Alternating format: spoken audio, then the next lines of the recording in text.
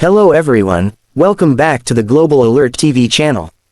Please subscribe and like my videos to stay updated with all the latest world news and analysis. Today, we are diving deep into one of the most dramatic and shocking incidents to hit Russia in recent months, a massive Ukrainian drone strike that has reportedly destroyed Russia's largest gas processing plant in the Orenburg region, sparking a gigantic fire that could be seen for miles. This attack has sent shockwaves through Russia's energy sector and raised serious questions about the vulnerability of its critical infrastructure, even far from the front lines of the ongoing conflict. The Orenburg gas plant was not just another facility, it was a major hub of Russia's natural gas network, supplying millions of cubic meters of gas for both domestic consumption and export.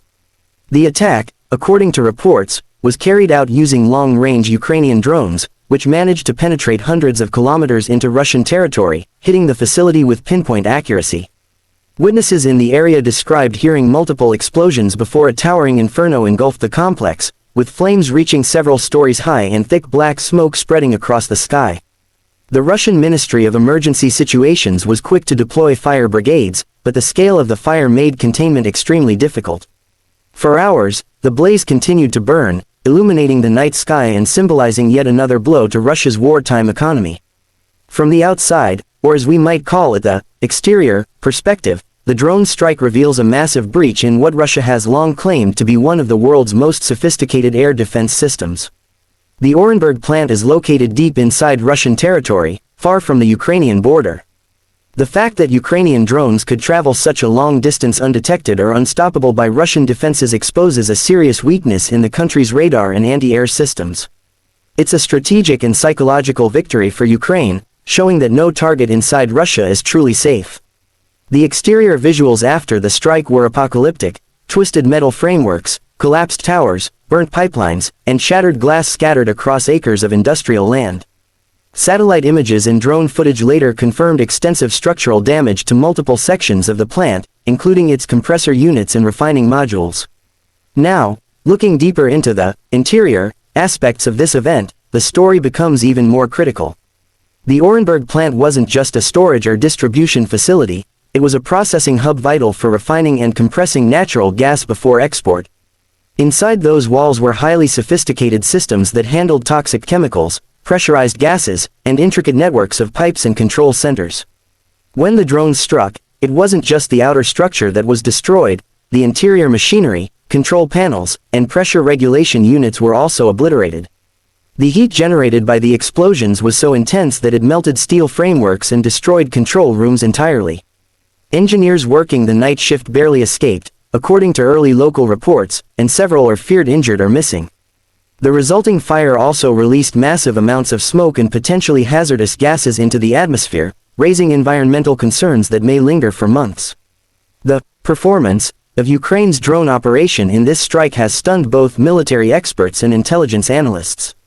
Over the past year, Ukraine has steadily developed and refined its drone warfare capabilities, turning relatively cheap unmanned aerial vehicles into strategic tools capable of delivering precision strikes at great distances. This particular operation in Orenburg demonstrates not just technical skill but also careful planning, coordination, and intelligence gathering.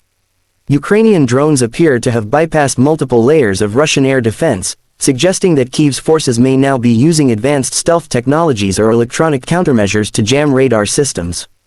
The timing of the attack, at night, during peak production hours, further amplified its impact, ensuring maximum damage to both infrastructure and output.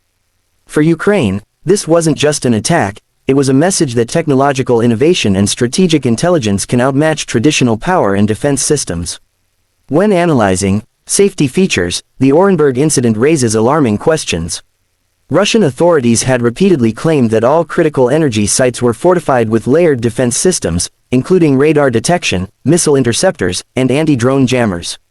However, none of those features appeared to function effectively during this strike. The plant itself was supposed to have multiple safety layers inside: automatic fire suppression systems, emergency gas shutoff valves, and reinforced blast walls, yet the scale of the destruction suggests that these measures failed or were overwhelmed. It took hours for emergency teams to reach the main fire zones, partly due to explosions that destroyed internal access roads. The failure of safety protocols inside the facility will likely lead to an internal investigation by Russian authorities, but given the wartime secrecy, the full truth may never be publicly known. From a safety standpoint, this attack exposes the fragility of even the most heavily guarded energy infrastructures under modern warfare conditions. The unique selling points of this incident, if we were to look at it from a geopolitical and military angle, lie in its symbolism and timing. Ukraine's success in striking such a distant and critical target sends a clear message not just to Russia but also to the international community, that Ukrainian defense innovation and intelligence capabilities have evolved far beyond initial expectations. It also underscores the growing importance of drone warfare as a game-changing factor in modern conflicts. For Ukraine, this event boosts morale and international attention, potentially leading to increased support and further investment in its defense sector. For Russia, however, it's a humiliation, one that damages both its economy and its image as a supposedly impregnable power. The timing is also critical. As winter approaches, Russia depends heavily on its gas infrastructure for domestic heating and for export revenue. The temporary loss of the Orenburg facility could disrupt supply chains and cost billions in lost revenue, making this strike not only militarily symbolic but economically devastating. When it comes to price, the financial impact of this attack cannot be overstated.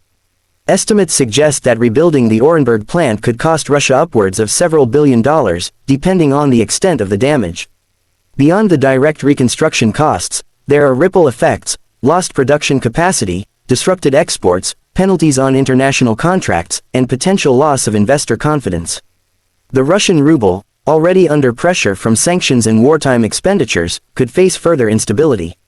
Insurance firms and international markets are also likely to react to this event, especially given that it highlights the growing risks to energy infrastructure in regions once thought to be secure.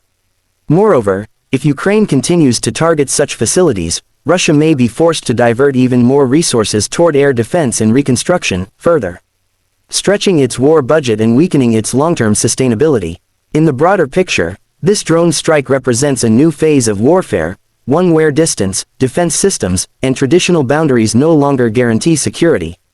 It signals a turning point where small, intelligent, and affordable technologies can challenge even the most powerful nations. The psychological effect within Russia is immense. For the ordinary citizen, seeing flames rising from one of the country's most vital energy assets deep inside national territory creates fear and uncertainty. For the military, it's a painful reminder that even the most advanced systems can be outsmarted.